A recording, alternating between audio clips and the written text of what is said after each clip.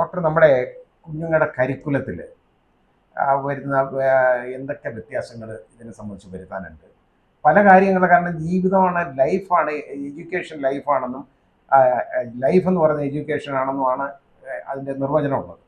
അപ്പോൾ അങ്ങനെ വരുന്നുണ്ടെങ്കിൽ ജീവിതം പഠിക്കുന്നുണ്ടോ നമ്മുടെ കുഞ്ഞുങ്ങൾ, ജീവിതം എങ്ങനെ അവരെ പഠിപ്പിക്കണം എന്നുള്ളതിനെ കുറിച്ച് ഡോക്ടർ പറയുന്നത്? കറക്റ്റ്. നമ്മുടെ കേരളത്തിൻ്റെ എല്ലാ പ്രശ്നങ്ങളുടെയും, അത് അക്രമമായിക്കോട്ടെ, അഴിമതി ആയിക്കോട്ടെ, ലഹരി മരുന്നായിക്കോട്ടെ, സ്ത്രീപീഡനമായിക്കോട്ടെ, റോബഡാവോഡോ ആയിക്കോട്ടെ, തട്ടിപ്പായിക്കോട്ടെ, പഞ്ച്വാലിറ്റി ഇല്ലാത്ത ആയിക്കോട്ടെ, ഡിസോണസ്റ്റി ആയിക്കോട്ടെ, എന്തും ആയിക്കോട്ടെ, ഇതിനെല്ലാം റൂട്ട് കോസ് നമ്മുടെ സ്കൂൾ വിദ്യാഭ്യാസത്തിൻ്റെ തകരാറ്. Absolutely feel that. കാര്യം എല്ലാവരും പറയും ഈ നല്ല കാര്യങ്ങൾ സ്കൂളിൽ നിന്നല്ല പഠിക്കേണ്ടത്, വീട്ടിൽ നിന്നാണ് പഠിക്കേണ്ടത്. ശരി, അത് സംസ്കാരമുള്ളൊരു സമൂഹത്തിൽ വീട്ടിൽ നിന്ന് പഠിക്കും. പക്ഷെ ഞാൻ പറയില്ല, നമ്മുടെ കേരളം വ്യക്തിപരമായി എല്ലാവരും നല്ലതാണെങ്കിൽ ദൂരെ നിന്ന് മാറി നോക്കിയാൽ സാംസ്കാരികമായി വളരെ മോശപ്പെട്ട ഒരു സംസ്ഥാനമാണ് പല കാര്യങ്ങളും. അപ്പോൾ കുട്ടിക്ക് സമൂഹത്തിൽ നിന്ന് പഠിക്കാൻ പറ്റുന്നില്ല.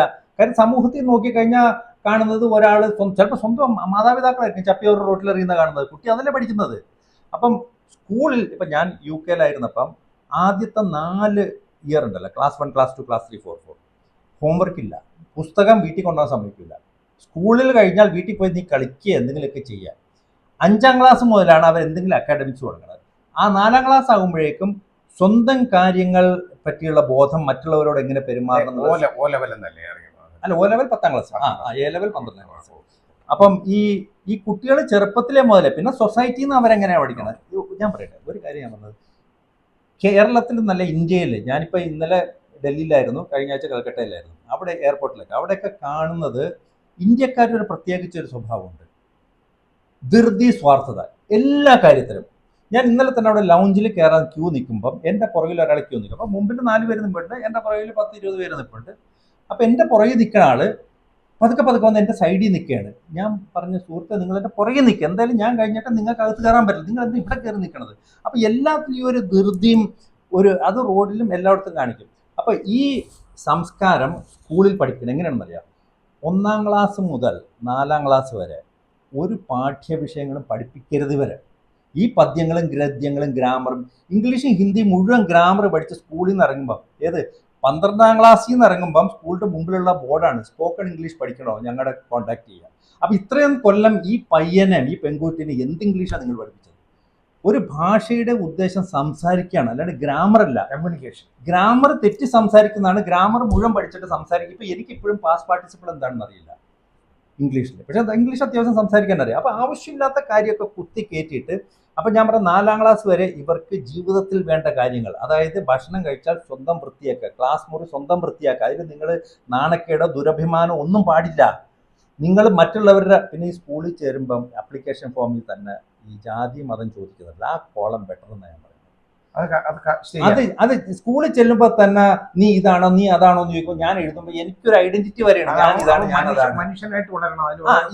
ഈ കോളം തന്നെ എടുത്ത് മാറ്റണം എന്നാ പറയണം. ഈ കോളം വെച്ചിട്ട് പറയണം നിങ്ങൾ ജാതി മതത്തിന് ഉപരിയായി ചിന്തിക്കണം. അതിന്റെ ജാതി എന്താണ്? കൊച്ചു ഗെറ്റ്സ് കൺഫ്യൂസ്ഡ്. ഉപരിയായി ചിന്തിക്കണം എന്ന് പറയും, ജാതി ചോദിക്കുകയും ചെയ്യും. അപ്പം ഇതെല്ലാം മാറ്റി. ഡോക്ടർ, അതിനകത്ത് അതിന്റെ ഒരു എക്സാമ്പിൾ ഉണ്ട്. എൻ്റെ കൊച്ചുമോൻ്റെ, അതായത് 2ാമത്തെ കൊച്ചുമോൻ, അവൻ്റെ അടുത്ത് അവൻ്റെ ക്ലാസ്സിൽ ഒരു കുട്ടി ചോദിച്ചു, നീ മുസ്ലിമാണ്? അവൻ പറഞ്ഞു, അന്നേരം ആദ്യമായിട്ടാണ് ചിന്തിക്കുന്നത്, ആയിരിക്കും എന്നുള്ള രീതിയിലായി. കാരണം അവൻ അറിഞ്ഞൂടാ, നമ്മൾ ആ രീതിയിൽ. അതെ. അപ്പോൾ മറ്റവൻ പറഞ്ഞ, ഞാനിത് പറഞ്ഞു കൊടുക്കുന്നുള്ളൂ. ഇവനൊന്ന് പേടിയായി, മുസ്ലിം എന്നുള്ള പറഞ്ഞു, ഏതാണ്ട് വലിയ ഒഫൻസ് പോലാണ്. അപ്പോൾ ഇതെന്താണെന്നറിയോ, ഇത് ഇവനെ വീട്ടിൽ നിന്ന് പഠിപ്പിച്ചു വിടുന്നതാണത്. മുസ്ലിം ആണെങ്കിൽ നീ അവൻ്റെ കൂടെ നടക്കരുത് എന്നുള്ള ഒരു വിദ്യാഭ്യാസമാണ്. അത് ഏതാണെങ്കിലും ഇത് മാത്രമല്ല. ഇപ്പം ഞാൻ പറയണേ, ഞാനിപ്പോൾ പലരോടും, ഞാൻ കോളേജിൽ പഠിക്കുമ്പോൾ എൻ്റെ അടുത്ത് ഒരാൾ ചോദിക്കും, ഞങ്ങൾ 5 പേരാണ് ഒരു ഫ്ലാറ്റിൽ താമസിച്ചിരുന്നത്, എൻ്റെ കൂടെ താമസിക്കുന്നത് എത്ര മുസ്ലിം, എത്ര ഹിന്ദു, എത്ര ക്രിസ്ത്യൻ ഉണ്ടെന്ന് ചോദിച്ചാൽ ഞാൻ ചിന്തിക്കണം, വിൻസെന്റ് ക്രിസ്ത്യൻ ആയിരിക്കും, ജോർജ്. അപ്പം ഇങ്ങനെ ചിന്തിക്കണം. ഇന്നതല്ല. ഇന്ന് നമ്മൾ നോക്കുമ്പം സ്കൂൾ കുട്ടികൾ ക്ലാസ് കഴിഞ്ഞ് കൂട്ടായി വരുമ്പം പ്രത്യേകിച്ച് കമ്മ്യൂണിറ്റിയിലുള്ളവർ ഒരുമിച്ച് നടക്കുന്നതാണ്. അത് കാണുമ്പോൾ മനസ്സിന് വിഷമം, ക്ലസ്റ്ററായി മാറിയിരിക്കുകയാണ്. അപ്പം അത് മാറി. അതൊന്ന്, this is just one of the thing. കൃത്യനിഷ്ഠ, പറഞ്ഞ സമയത്തിന് പ്രാധാന്യം, സത്യസന്ധത, മറ്റുള്ളവരോട് എങ്ങനെ. ഞാൻ പറയാൻ വന്നത്, ഇന്ത്യയിൽ പഠിപ്പിക്കേണ്ട ഒരേ ഒരു കാര്യമാണ്, ഈ പുസ്തകം എല്ലാം കത്തിച്ച് കളഞ്ഞാൽ ഒരു കാര്യം പഠിപ്പിച്ചാൽ മതി, എൻ്റെ പ്രവൃത്തി കൊണ്ട് മറ്റുള്ളവർക്ക് എന്തെങ്കിലും ബുദ്ധിമുട്ടുണ്ടാകുന്നോ എന്ന് ഞാൻ ചിന്തിക്കും.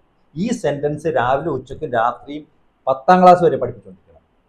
എന്റെ പ്രവൃത്തി കൊണ്ട് മറ്റുള്ളവർക്ക് എന്തെങ്കിലും ബുദ്ധിമുട്ടുണ്ടാകും. അത് പഠിപ്പിച്ചു കഴിഞ്ഞാൽ ഈ ലഹരി മരുന്ന് അക്രമവും അഴിമതിയും കൈക്കൂലിയും തട്ടിപ്പും വെട്ടിപ്പും ഒക്കെ നിൽക്കും. കാര്യം ഇതെല്ലാം മറ്റുള്ളവർക്ക് ബുദ്ധിമുട്ടാകുന്ന കാര്യങ്ങളാണ്. പബ്ലിക് പ്രോപ്പർട്ടി നശിപ്പിക്കുന്നത്. പബ്ലിക് പ്രോപ്പർട്ടി എന്ന് പറഞ്ഞാൽ എന്താണെന്നറിയോ? പബ്ലിക് പ്രോപ്പർട്ടി എന്ന് പറഞ്ഞാൽ മറ്റേയാളുടെ പ്രൈവറ്റ് പ്രോപ്പർട്ടിയാണ്.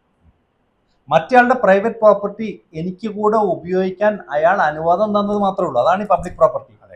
അല്ലാതെ ഇത് ആരുടെയും പ്രോപ്പർട്ടി അല്ല എന്ന ധാരണ. ഇപ്പൊ KSRTC പബ്ലിക് പ്രോപ്പർട്ടി ആണെന്ന് അതിന് കല്ലെറി. മനസ്സിലായി? ആൾക്കാർ ഈ സമരം വരുമ്പോൾ KSRTC ബസ്സിന് കല്ലെറിയാറുണ്ടല്ലോ. ഈ KSRTC ബസ് എന്റെ ബസ്സാണ്, അതിൽ കല്ലെറിയാൻ അയാൾക്ക് അധികാരമില്ല. എന്റെ അനുവാദം വേണം അനുവാദം. പക്ഷെ അത് മനസ്സിലാക്കാതെ പബ്ലിക് പ്രോപ്പർട്ടി എന്നാൽ ആരുടെയും പ്രോപ്പർട്ടി അല്ല എന്നുള്ള ധാരണയാണ്. ഇങ്ങനെ പല ബേസിക് കാര്യങ്ങളുണ്ടല്ലോ, ഈ ബേസിക് ഡെഫിനിഷൻസ്. ഈ ഡെഫിനിഷൻ സ്കൂളിൽ പഠിപ്പിച്ചു കഴിഞ്ഞാൽ പിള്ളേർ തന്നു. ഈ പിള്ളേർക്ക് അറിയില്ല.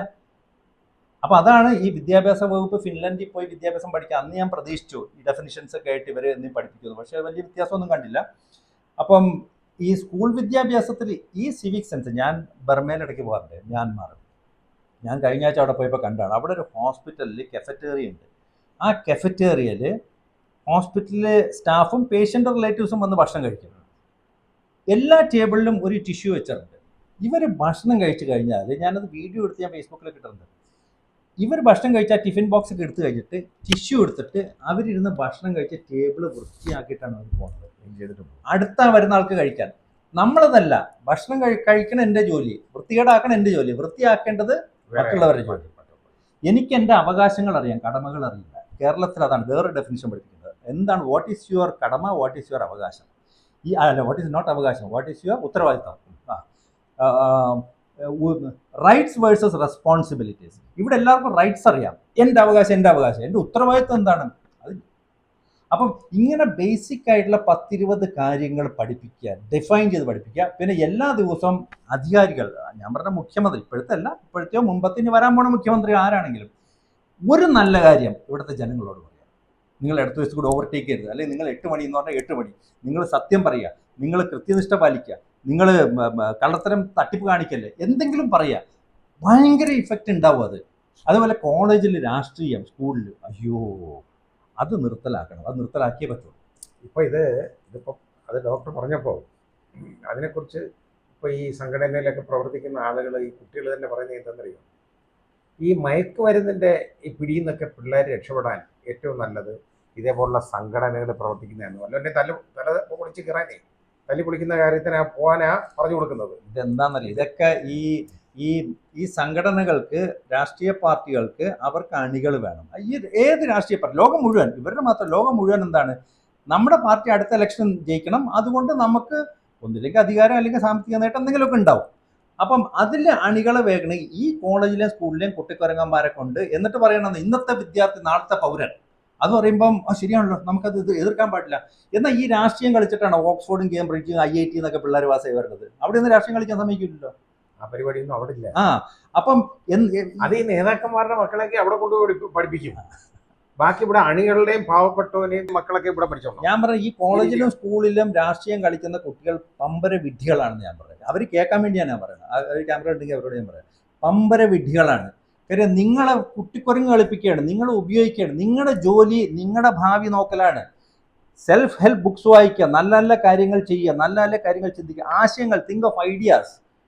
Don't talk about other people and events, think of ideas. ഇവിടെ ആര് ഐഡിയാസ് സംസാരിക്കുന്നത്? Nobody talks of ideas. കൊതുക് എന്നും കൊതുകടിയല്ല, നമ്മൾ ഗുഡ് നൈറ്റ് വാങ്ങിച്ച് വെക്കുന്നത് അല്ലാണ്ട് ഈ കൊതുകിനെ എങ്ങനെ നിരാകരണം ചെയ്യാം എന്ന് ആരെങ്കിലും ഇവിടെ ഡിസ്കസ് ചെയ്യുന്നത് അതിലൊരു സൊല്യൂഷൻ ഓറിയൻറ്റഡോ ഇല്ല. That's just one example. അപ്പം ഈ കുട്ടികൾക്ക് ഐഡിയോളജിക്കൽ തോട്ട് പ്രോസസ് ഇല്ല.